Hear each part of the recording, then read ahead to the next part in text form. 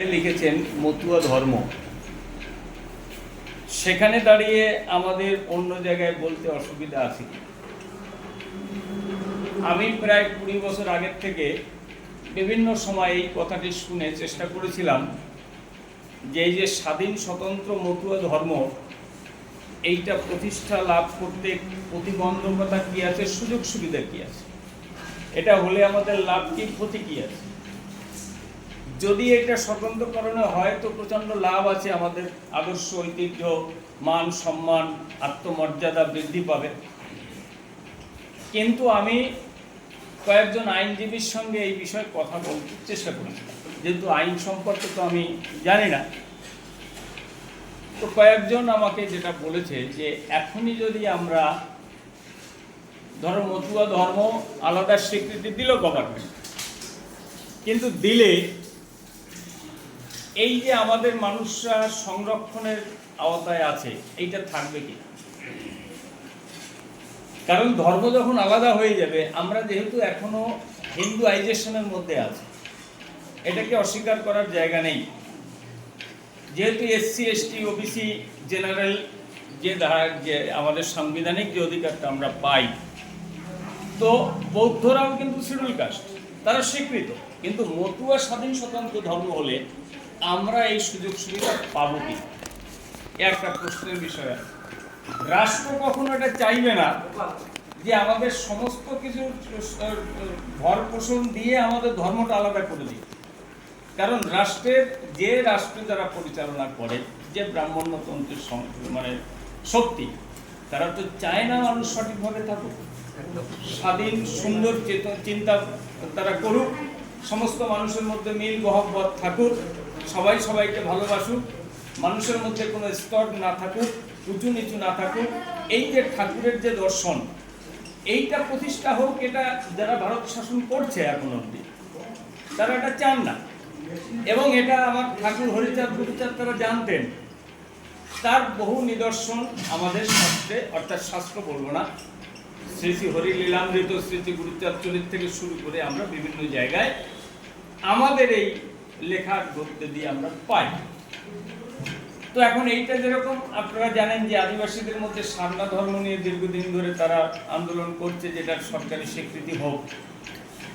অতএব সেটা হয়নি, কিন্তু সারনা ধর্ম দর্শন আমাদের মতুয়া ঠাকুরের অনেক আগের থেকে, সেটাও কিন্তু স্বীকৃতি লাভ করেনি।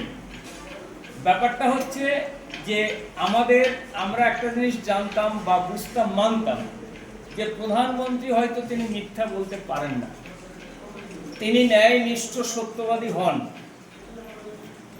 মুখ্যমন্ত্রী তিনি মিথ্যে বলতে পারেন না, বা অন্য অনেক বড় মানুষ আছেন যারা মিথ্যে বলতে পারেন না। কিন্তু বাস্তবিক আমরা কি দেখতে পাচ্ছি? বাস্তবিক কিন্তু আমরা অন্য চিত্রই দেখতে পাচ্ছি। অর্থাৎ তাদের এই যে চিঠি বা তাদের প্যাডে লেখা, এই লেখার উপরে কিচ্ছু নির্ভর করে না এই কারণে যে তারা তাদের ভোট ব্যাংক বা ওই চেয়ারটাকে দখল করে রাখার জন্যে তাদের যা খুশি তারা বলতে পারেন, যা খুশি করতে পারেন, সেটা যতই আইন বিরুদ্ধ হোক, কারণ আইনটা তো তারই হাতে, রাষ্ট্র ক্ষমতা তার হাতে। অর্থাৎ তিনি তার সেই ক্ষমতার অপপ্রয়োগ করে, অপব্যবহার করে সাধারণ মানুষকে তারা সবসময়ের জন্য ভুল পথে পরিচালিত করে তাদের অনুগত করে রাখা, এটা একটা প্রধানতম অঙ্গ হয়ে দাঁড়িয়েছে। সেই জায়গায় দাঁড়িয়ে তাদের ওই চিঠি চামাটির উপরে কিছু না, তবে আমাদের কাছে একটা এভিডেন্স হতে পারে। আমরা যদি কোথাও দরবার করি, আমরা কোর্টে যাই, সুপ্রিম কোর্টে যাই, রাষ্ট্রসংঘে যাই, যে কোনো জায়গায় এটাকে আমরা ব্যবহার করতে পারি যে দেখুন এই ডকুমেন্টস আছে, এরা বিভিন্ন সময়ে এই রাষ্ট্রপ্রধানরা আমাদেরকে এই স্বীকৃতি কিন্তু তারা ব্যক্তিগতভাবে দিয়েছেন, যদিও বা গভর্নমেন্ট কিছু ব্যক্তিগতভাবে দিতে পারেন না। অশোকের স্তম্ভের সিল রয়েছে, যেহেতু এটা পারেন না, কিন্তু তবু এরা সেই জায়গাটাকে ব্যবহার করছে। এই জায়গাটাকে আমাদের বুঝতে হবে। কিন্তু আমরা যদি এখনো ওই জায়গায় পড়ে থাকি তাহলে হবে না, কারণ এদের চাতুরালি আমাদের এখন করতে হবে। এই জায়গাগুলো যদি আমরা দেখি তাহলে বুঝতে পারবো যে এগুলো শুধুই আইওয়াশ, আমাদের সাধারণ মানুষকে ব্রেন ওয়াশ করে তাদের দাসত্ব করবার জন্য এই ব্যবস্থাপনা করে। তাহলে এর বিরুদ্ধে এই যতটুকু আমাদের হাতে আছে এ নিয়ে আমরা কিছু আইনি পদক্ষেপ করতে পারি কিনা, যারা এই বিষয়ে বিশেষজ্ঞ তাদের পরামর্শ নিতে হবে। তা না হলে কোনো কিছু হয় না। কিন্তু আমরা জানি যে 16 সালে স্বরাষ্ট্র দপ্তর একটা নোটিশ জারি করেছিল যে বাংলাদেশ থেকে যারা এসছে তাদের একটা সুবিধার জন্য, হ্যাঁ, যেটা পরে 19-এর কাকা বলেছিল, কিন্তু আসলে ওটা কা হয়নি, কাকা হয়ে গেছে, আসলে কিছুই হয়নি। এই জায়গাগুলো আমরা জানি যারা দীর্ঘদিন ধরে এই সমস্ত কাজ করি। আমরা জিআরপিতে বাংলাদেশে আমাদের এই রানাঘাটে যখন তখন ধরতো, বনগায় ধরতো। আমরা যখন নমসূত্র বিকাশ পরিষদ করেছি, এখানে আছেন আপনারা, আমরা কয়েকশো লোক ছাড়িয়েছি শুধু বাংলাদেশে একটা জামা কাপড় থেকে ধরে বসে। ঠিক আছে, সে যাই হোক আর কি, বিভিন্ন সময় বিভিন্ন কাজ করতে গিয়ে আমরা দেখেছি। এইবার যে ব্যাপারটা হচ্ছে যে স্বাধীন স্বতন্ত্র ধর্ম বললে আমরা তো মানি এটা, কারণ হচ্ছে এখানে আরো প্রশ্ন উঠেছে, যেমন গোসাইও বলেছেন যে আমরা অনেক বৈদিক নিয়ম নীতি মেনে চলছি, এই যেরকম পূজা, ক্ষীরোৎসাই। আমার মনে হয় কি জানেন, যেটাকে আমরা বৈদিক মনে করছি এর 90% বৈদিক না, তাই তো? কারণ ওরা আমাদের গুলোকে অপহরণ করেছে। এর সবই আমাদের মূল ভারতীয় বিচার বিধি। এই যে আমরা যে 5টা ফৌরি এর একটাও বৈদিক না, এটা আর্যদের ব্যাপারই নয়। এর সবই হচ্ছে আমাদের আদি যে মানুষ, আদি সভ্যতা,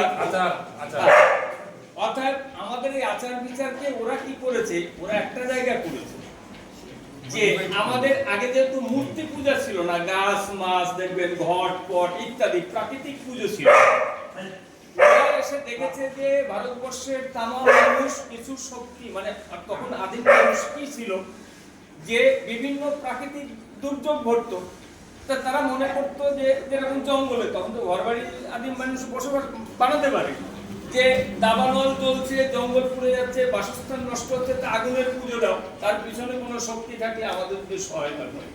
মানুষ মাছ মারতে যেত, কুমিরে টেনে খেয়ে যেত, বানের জলে ভেসে যেত, তার গঙ্গা পুজো করো, কুমিরের পুজো করো, এই ইত্যাদি ইত্যাদি প্রাকৃতিক কারণে এই যে পুজোগুলো যে শ্রদ্ধা নিবেদন করা হতো, ওরা এসে বললো প্রত্যেকটার পিছনে এক একটা মন্ত্রী আছে, মানে দেবতা আছে। ঠিক আছে, আর আমরা তার এজেন্ট, আমরা এক প্রেজেন্ট, আমাদের পয়সা করে দাও, আমরা কিছু মন্ত্র করে তোমাদের সব মঙ্গল করে দেবো। এই শুরু হয়ে গেল পুরোহিততন্ত্র। ঠিক আছে, যেটা আমাদের মধ্যে আগে এইগুলো ছিল। ওরা দেবদেবীর সঙ্গে বাহন, ওরা কিন্তু একটা জায়গায় আজকে সাকসেস কেন জানেন? আমরা বলি এটা বাদ দাও, ওটা বাদ দাও, ওরা কিচ্ছু বাদ দেয়নি। ওরা তার সাথে আরো ঝুড়ি ঝুড়ি কুসংস্কার জড়িয়ে আমাদের দিয়েছে। আমাদের সাধারণ মানুষ যাদের জ্ঞান চর্চা নেই, কি করে জ্ঞান চর্চা থাকবে? যার ঘরে খাবার নেই, সকালবেলায় 5টা ছেলে মেয়ের বাবা মার মুখে ভাত রুটি দেবে না জ্ঞান চর্চা করবে? কে ঠকাচ্ছে, কি করছে? এগুলো সম্ভব আমাদের মধ্যে ছিল এগুলো। অথচ কিন্তু এরাই করেছে সব কাজ। জঙ্গল কেটে ভারতবর্ষের বাসযোগ্য ভূমি তৈরি করেছে, চাষযোগ্য জমি তৈরি করেছে, এই বাগান ঘর বাড়ি জন্তুর চাষ সব আমাদের লোকে তৈরি করেছে। আর যারা আমাদের মাথার উপর বসে তারা কিছুই করেনি, নিষ্কম, আর শুধু হচ্ছে কুবুদ্ধি তাদের মাথায়, একমাত্র কুবুদ্ধি দিয়ে আমাদের মানুষকে। দেখুন, ভালো হতে গেলে তাকে খুব ভালো বুদ্ধিমান হওয়ার প্রয়োজন নেই। সকালে উঠবে, কাজে যাবে, কাজ করে আসবে, বাবা মাকে খেতে দেবে, বউকে জিজ্ঞেস করবে বাবা মা খেয়েছি কিনা, নিজে গিয়ে জিজ্ঞেস করবে, দেখে নিয়ে আসবে বাবা খেয়েছি কিনা। এতে খুব বুদ্ধি লাগে না? লাগে না। আমাদের মানুষের তাই এই বুদ্ধির দরকার নেই। এগুলো দরকার তখনই যে কোটি কোটি মানুষকে আমি শোষণ করব, তাদের সর্বস্ব হরণ করে নেব, তাদের শ্রম, তাদের অর্থ, তাদের মান মর্যাদা, তারপরে লাথি দেব, তারপরেও সে আমার পায়ে পড়ে বলবে একটু কৃপা করেন প্রভু। এর জন্যই তো বুদ্ধির দরকার, কুবুদ্ধির দরকার। ভালো কাজে লাগে নাকি অত বুদ্ধি? রাস্তাটা ভেঙে গেছে, রাস্তাটা করবো, ভাই ইটবালি নিয়ে আয়, হয়ে গেল তো। তাহলে এই কুবুদ্ধি তাদেরই খুব বেশি ব্রেন চর্চা করা দরকার, যারা সবাইকে নিঃস্ব করবে। এইবার তাদের সাথে পাল্লা দিতে গেলে আমাদেরকেও বুদ্ধিমান হতে হবে। এই জায়গায় দাঁড়িয়ে এইবার বেদাচার আমরা যা বলছি সব কিন্তু বেদাচার নয়। এই জায়গায় আমাদেরকে ভালো করে চলতে হবে। এই যারা মাস্টার মশাই আছেন, যারা এই নিয়ে চর্চা করেন, এই বিষয়ে এভিডেন্স, আমি একটা কথা বলি, এইভাবে কিন্তু সবাই বক্তব্য দিলে কিছু হবে না। একটা সেমিনার করতে হবে। আজকে শুধু আমাদের কি কি কালচার ছিল এর উপরে হবে, সবাই শুনবে, একজন কি দুজন বক্তব্য দেবে। একদম ধরে ধরে তার ডকুমেন্টস দিয়ে হবে। সবাই শ্রোতা, কে কবি সরকার, কে সাহিত্যিক, এগুলো নয়, যে এক্সপার্ট তাকে দিয়ে। যেদিন শুধু দর্শন নিয়ে আলোচনা হবে, শুধু দর্শন যে বোঝেন তিনি বলবেন কি, তাহলে সেমিনার করতে হবে। আমাদের তৈরি করতে হবে সেনা। আমি আসলাম, দুই কথা বললাম, ও সে দুই কথা বললো, এই কি হবে, খেয়ে দিয়ে চলে যাবো, কোনো কিছুই মানে হবে না। এরকম হয়ে আসছে আজ পর্যন্ত, কিছু হয়নি, কারণ আমরা স্পেশালাইজেশন করতে পারিনি। আমরা সবকিছু জগা খিচুড়ি করে একদিনে সবকিছু পার করে দেবো, হবে না। ক্ষীরোদ সাই নিয়ে কথা বলবি, বিমলদা কোথায় গেলেন, গোসাই? আচ্ছা, এই ক্ষীরোদ সাই নিয়ে আমাদের মধ্যে তফাৎ আছে। ক্ষীরোদ বিহারী বলছি বা ক্ষীরোদ সাই, আসলে কি জানেন, তারক গোসাই কিছু কিছু অস্ত্র আমাদের এমন দিয়ে গেছে। ক্ষীরোদ কথার মানে হচ্ছে মাটি। এই পৃথিবীর তিনি ধারক বাহক ছিলেন। আমরা তো গোলক সাই পেয়েছি, আমরা তো অমুক সাই পেয়েছি। তবু এই যত অবতার বলা হয় তারা কেউ এখানকার লোক না, তাই তো? তারা গোলক থেকে নেমে এসেছেন, স্বর্গ থেকে নেমে এসে চন্দ্রলোক থেকে এসেছেন, ইন্দ্রলোক থেকে এসেছেন। কিন্তু হরিচাঁদকে বলছে ক্ষীরোদ সাই, তিনি পৃথিবীর মানুষ, মাটির থেকে উৎপত্তি হয়েছে। এই মাটির মানুষের মঙ্গলের জন্য মাটিতে যাতে তারা, কারণ মরে গেলে আমরা সব মাটিতে মিলব, পঞ্চ মহাভূতের সব গুণ মাটিতে রয়েছে। অর্থাৎ তিনি এই মাটির মানুষ, তিনি কোনো লোক থেকে আসেননি, কোন লোকে তিনি বিরাজ করেন না। এই লোক এসেছে, তাই তো মানুষে আসিয়া মানুষে মিলিয়া করিল মানব মিলিয়া, তাই না? এই যে মানুষে আসিয়া মানুষে মিশিয়া, এই বিষয়গুলোকে আমাদের বুঝতে হবে। এই জন্য বলছি, যারা এই শব্দ বিষয়গুলোকে নিয়ে জানেন তাদের নিয়ে বলতে হবে। কারণ আমাদের যদি প্রশ্নই থেকে যায়, যারা কাজ করবে সৈনিক, তাদের মধ্যেই যদি দুর্বলতা থাকে, তাদের মধ্যেই যদি অস্পষ্টতা থাকে, তাহলে আমরা মানুষকে কি বার্তা দেব, তাই না? এই বার্তাগুলো দিতে গেলে আমাদেরকে এই বিষয়ে, আমার মনে হয় একদিন এরকম হয় না, একদিনে হবে না। আপনারা এই যেটা দীপক বললেন যে আমাদের একটা সুবর্ণ সুযোগ এসেছে সামনে, জনগণনা, এরকম হাজার জনগণনা চলেও যেতে পারে যদি আমরা আন্তরিকভাবে কাজ করি। কিন্তু আমরা যদি সঠিকভাবে সঠিকটা জেনে বুঝে কাজ করার চেষ্টা করি, তাহলে আমার মনে হয় যে আসলে একটা মানুষের জীবনে 50 বছর অনেক, 100 বছর অনেক, কিন্তু পৃথিবীর ক্ষেত্রে একটা, এই যে আমাদের মানব গোষ্ঠী আজকে যে ডেভেলপমেন্ট করেছে, এই ক্ষেত্রে এটা সময়ই না, কিছুই না। অর্থাৎ উন্নতির ক্ষেত্রে এক জীবন কিছু নয়, এটা চলেও যেতে পারে, কিন্তু প্রচেষ্টাটা যদি সঠিক হয়। আমরা জানি যে আমরা অনেকেই এইটাকে তুমি অফ করে দিও, ঠিক আছে, এই কথাটা বলে দাও, পড়া জানে না। তাহলে 150 বছর আগে যিনি বলেছেন শিক্ষিত হতে হবে, তার ছেলেকে কলকাতা থেকে বিয়ে পাশ করেছেন, নাতিকে বিলেত ফেরত করে এনেছেন, সমাজকে দেখিয়েছেন যে তোমরা শিক্ষিত হও, এডুকেটেড হও। কিন্তু দেখা গেল কি, এখনকার গোসাই যাদের লক্ষ লক্ষ ভক্ত, তারা একটা শব্দের মানে বোঝে না, লেখাপড়া জানে না, তারা কি প্রোডাকশন দেবে, তাদের কাছ থেকে কি প্রোডাক্ট আমরা পাবো, যে নিজেই বোঝেন না। এখনো বলেন, কোথায় এক গোসাই গিয়ে ইলিশ মাছ খাইতে ইচ্ছা করছে, পুকুরে বসে গামছা পেতেছে, ইলিশ মাছ আছে, তার গামছায় পড়েছে, তাই দিয়ে ভক্ত সেবা হয়েছে। আচ্ছা, এই আজগবি গল্প যদি এখনো দিয়ে মানুষকে, আর তাতে কেঁদে মতুয়ারা হরিবোল, এই যদি হয় পরিস্থিতি, আপনার কি মনে হয় যে এদের দিয়ে সমাজের কোনো কল্যাণ হতে পারে? বরং হরিচাঁদ গুরুচাঁদের অকল্যাণ হবে, তার দর্শন, তার অমর্যাদা যা করতে চেয়েছিলেন তার অকল্যাণ হবে, এটাই তো ঠিক কথা। তাহলে এই পরিস্থিতিতে দাঁড়িয়ে আমাদের কি হতে পারে? আর যেটা বলতে বলতে ভুলে গিয়েছিলাম, এইটা মনে পড়ে আবার, মুখ্যমন্ত্রীর লেখা রয়েছে মতুয়া ধর্ম না, পয়েন্ট এইটা নোট করুন। শান্তনু ঠাকুর যেদিনকে শপথ নিচ্ছিলেন এমপি হয়ে, সেই দিন উনি হরিচাঁদ গুরুচাঁদ বলেছিলেন, ওনাকে ডিস্টার্ব করেছে, যে স্পিকার শপথ নিচ্ছিলেন তাকে বলেছে হবে না, তিনি একবার থেমেছে, আবার বলতে গিয়ে আবার হরিচাঁদের নাম বলেছে, আবার ডিস্টার্ব করেছে, পরে উনি জয় শ্রীরাম বলে চলে এসেছেন। সেখানে ওই নরেন্দ্র মোদী উপস্থিত ছিলেন, বসে আছেন। তাহলে যিনি তার প্যাডে লিখছেন স্বতন্ত্র মানে মতুয়া ধর্ম, যিনি তার আগে তিনি ওরাকান্দি গেছেন, ঠাকুরনগরে এসেছেন, আমি হরিচাঁদ ঠাকুরকে সম্মান জানায়া, কত কিছু ডায়লগ এখানে দিয়েছে। সেই লোক বসে আছেন সামনে, তার সামনে বসে শান্তনু ঠাকুরকে শপথ নিতে আমি নিজে দেখেছি টিভিতে, আমি বসেছিলাম সেদিন। তাকে দুবার ডিস্টার্ব করার পর তিনবারের বার আর হরিচাঁদের নাম উল্লেখ করেনি, তিনি জয় শ্রীরাম দিয়ে চলে এসেছেন, শপথ নিলেন। এবং এই মন্ত্রী হওয়ার সময় শপথ গ্রহণের দিন হরিচাঁদের নামই উল্লেখ করতে পারেননি, ঈশ্বরের নামে ঠিক আছে। এবং এই রাজ্যসভার ক্যান্ডিডেট হয়ে যখন মমতা বালা ঠাকুর গেলেন, আমাদের এখানকার যে রাজ্যপাল ছিলেন ধনকড়, এখন তিনি রাষ্ট্রপতি উপরাষ্ট্রপতি, তিনি স্পিকার ওখানকার, তিনি কিন্তু হরিচাঁদের নাম নিয়ে শপথ নিতে দেননি মমতা বালা ঠাকুর। তার মানেটা হচ্ছে কি, যেখানে প্রধানমন্ত্রী লিখছেন আর প্রধানমন্ত্রী যদি বলেন তাহলে ধনকড়ের ক্ষমতা নেই যতই রাষ্ট্রপতি থাকুক, তাহলে তার মানেটা কি আমরা কি বুঝতে পারছি এখান থেকে কিছু? আশা করি এটা আমাদের এখানে খবরের কাগজে বেরিয়েছে, আমার কাছে আছেও। মমতা বালা ঠাকুর তাই নিয়ে স্টেটমেন্ট দিয়েছেন পরে যে আমাকে ঠাকুরের নামে শপথ নিতে দেননি। তাহলে আমরা কি বলতে পারি? অর্থাৎ তারা লিখে দিলেন। যেরকম একটা ছোট্ট ঘটনা আপনাদের বলি, সেটা হচ্ছে হরিচাঁদ ঠাকুরের নামে বামফ্রন্ট সরকার একটা পুরস্কার ঘোষণা করেছিলেন, জানেন আপনারা, বুদ্ধদেব যাওয়ার আগে আগে। তো সেটা ওইবারে পুরস্কার দিলেন, কবি কৃষ্ণ ঠাকুর পেলেন, আমরা সবাই ছিলাম রবীন্দ্র সদনে। কিন্তু ওনারা দিয়েছিলেন একটা অর্ডিন্যান্স জারি করে যে একবার করছি, ভোটের স্বার্থে, পরে না হলেও হবে। উপেন বাবু যখন SC/ST মিনিস্টার হলেন, উপেন বাবু কিন্তু 11 সালের পরে মিনিস্টার হয়ে ওটাকে পার্মানেন্ট বিল এনে ওটাকে করে গেছে।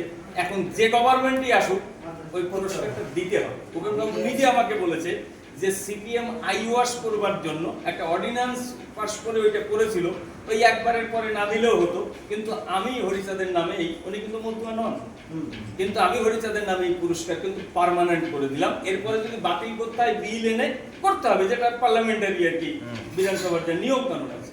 তাহলে এই যে ধর্মীয় বিষয়গুলো আমাদের যদি করতে হয়, মুখে মুখে এগুলো হয় না। রাষ্ট্রীয় কিছু নিয়ম নীতি আছে, তার ভিতরে কি আছে জানুন আপনারা। আর হচ্ছে অনেকগুলো প্রশ্ন এসেছে, তো এত প্রশ্ন, বাবারে বাবা। নারী পুরুষের ব্যাপার ঠিক আছে, এই যে সনাতন ব্যাপারটা হচ্ছে যেটা হচ্ছে এই ভাই বলছিল যে সনাতন ধর্ম লিখিত নাই, হিন্দু ধর্ম লিখিত আছে। আসলে হিন্দু ধর্মটা লিখিত নেই, সনাতন ধর্মটাই আছে সমস্ত শাস্ত্রের ভিতরে, ঠিক আছে। যেটা বলেছে না, সুপ্রিম কোর্ট থেকেও বলে দিয়েছে যে হিন্দু ধর্ম বলে কোনো ধর্ম নেই। কিন্তু ওই হিন্দু হিন্দু ওই যেটা বলেছে যে যেটা নেই সেইটা দিয়ে চর্চা হচ্ছে, সেইটা আমাদের লিখতে হচ্ছে। এটা হচ্ছে রাষ্ট্রীয় একটা পরিকল্পনা, ওরা কিভাবে আগাবে তাদের সুবিধার্থে সেগুলোকে করছে। সনাতন ধর্ম ওই অর্থে নেই, কিন্তু সনাতন কথাটা অনেক শাস্ত্র ধর্মগ্রন্থে আছে। সনাতন ধর্ম বলে লেখা নেই, এটাই বলেছিলাম। হ্যাঁ, সনাতন ধর্ম নেই, কিন্তু আমরা কিন্তু আবার একটা বইও পড়েছি সনাতন ধর্ম বলে, একটা বই ছোটবেলায় পড়েছি, এখন সেটা হচ্ছে পরের কথা। কিন্তু ঘটনা হচ্ছে যে সনাতন ধর্ম লেখা নেই যেমন, কিন্তু অনেক শাস্ত্রে সনাতন কথাটা আছে। কিন্তু আমরা যতটুকু শুনেছি যে সনাতন আসলে বৌদ্ধর মানে আগে, বিনয় ত্রিপিটকের আগে অনেক পুরনো আর কি সনাতন, সেটাকেই হরিচাঁদ ঠাকুর বলেছেন শুদ্ধ সনাতন, যেখানে জাতি নেই, নারী নেই, পুরুষ নেই, কোনো কিছু নেই, ইত্যাদি ইত্যাদি। আমরা আজকে যতটা সহজ মনে করছি এতটা সহজ সবসময় হয় না। দেখবেন একটা গ্রন্থ এত বড় থাকে, তার সারাংশটা থাকে কম। তাহলে আমরা সারাংশ যখন বলি তখন অনেক কিছু কাটছাট দিতে হয়। তেমনি আমরা ঠাকুরের সবকিছু দেখেও মূল উদ্দেশ্যটাকে সারাংশ হিসেবে আমরা মানব, আর বাইরে যা আছে সেটাকে আমরা যেরকম ভাবে গ্রহণ করলে হয় সেইভাবে করব। অর্থাৎ হিন্দু ধর্ম লেখা নেই, কিন্তু হিন্দু আমাদের বলতে হচ্ছে। হিন্দু একটা কালচার, সেই কালচারে ছোট আছে, বড় আছে, সেখানের মধ্যে শোষণ আছে, শাসন আছে। আজকের এখানে দাঁড়িয়ে শুধু আমাদেরকে এটাকে অফ